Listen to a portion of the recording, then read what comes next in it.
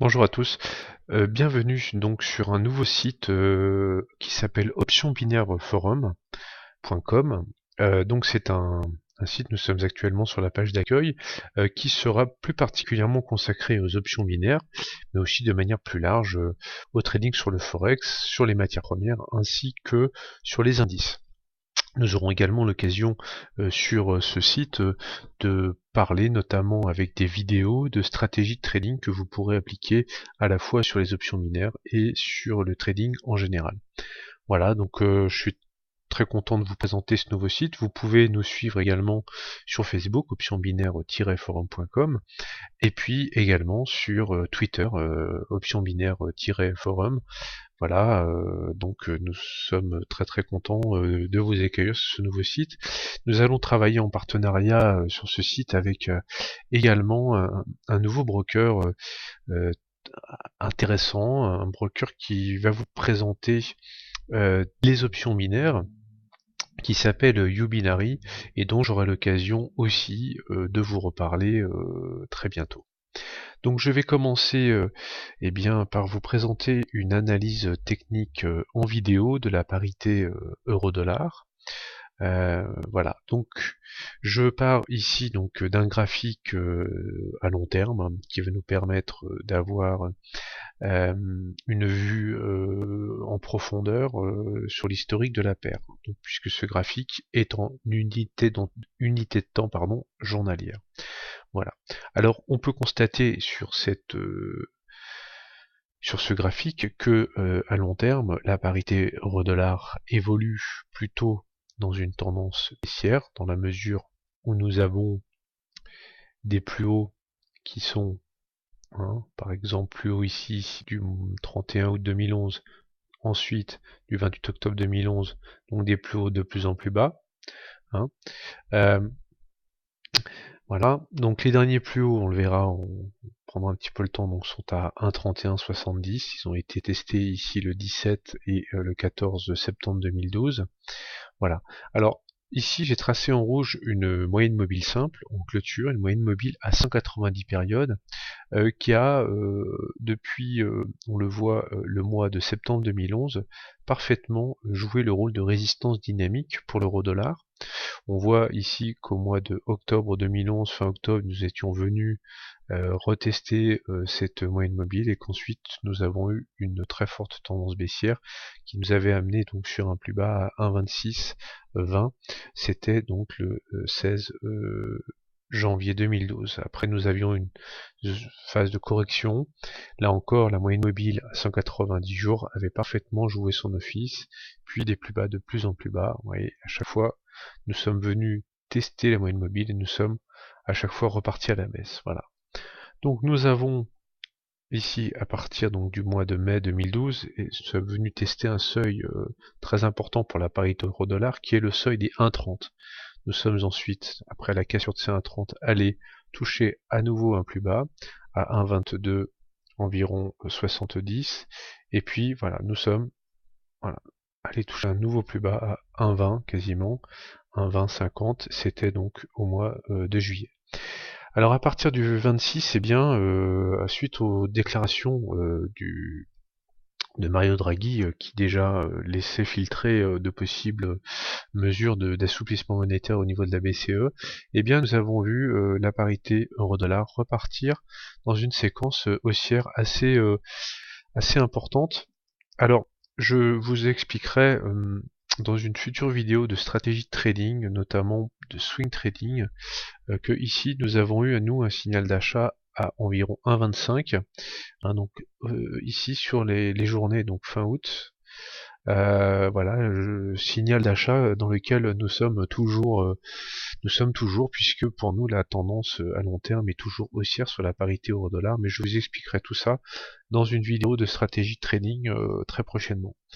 Voilà, donc nous avons bien connu une séquence haussière tout à fait importante, et puis début septembre, suite à la fois aux annonces de la BCE, à la fois de baisse de taux d'intérêt et d'assouplissement monétaire, mais aussi suite à l'annonce du QE3 du côté de la Réserve fédérale américaine, qui en théorie aurait dû faire rechuter l'euro, et bien pas du tout, l'euro s'est littéralement envolé.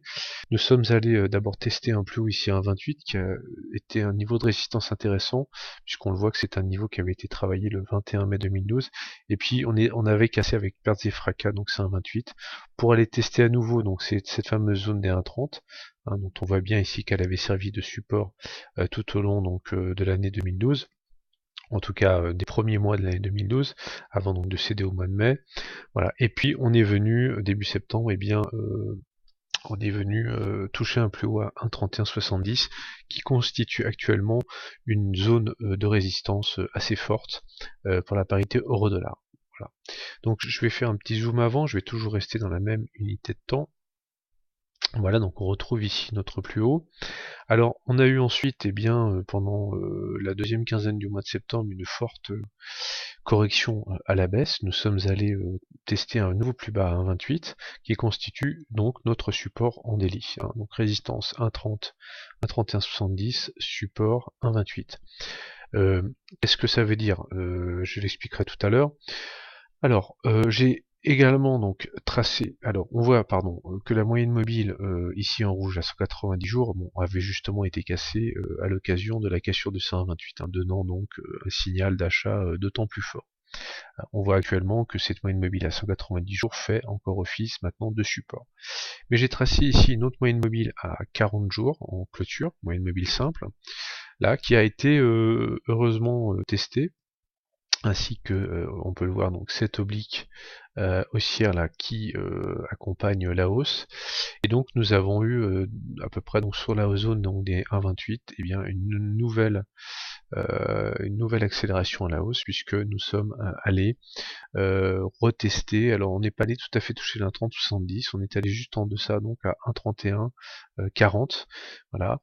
Alors on voit que pour le moment nous sommes toujours dans cette séquence haussière, et pour le moment nous allons privilégier le trading dans le sens de cette tendance, même si on voit d'ores et déjà que un certain essoufflement est en train de se passer, notamment avec ces bougies donc en daily qui marquent une présence assez forte sur cette zone des 1,3140, donc présence des vendeurs.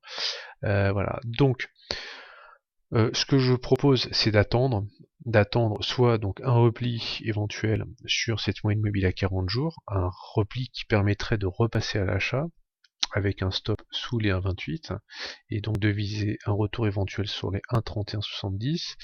Deuxième stratégie d'achat, donc non pas achat sur repli mais achat sur breakout, donc on attendra une éventuelle cassure à la hausse des 1,3170.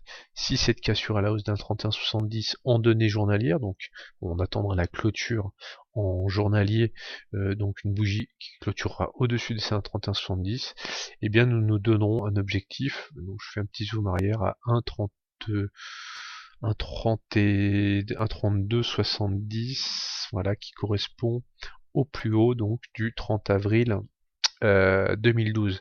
Si nous arrivions donc d'ailleurs à ces 1,31, 1,3270, 1,3280, là nous aurions une zone intéressante de vente, nous en reparlerons, puisqu'il y a fort à parier que les vendeurs n'auront de cesse ici de passer à l'action pour refaire baisser le cours.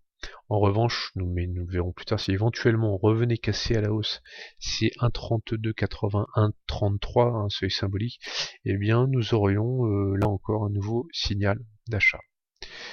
Voilà, mais écoutez, je vais terminer donc cette analyse en vidéo de la parité euro-dollar.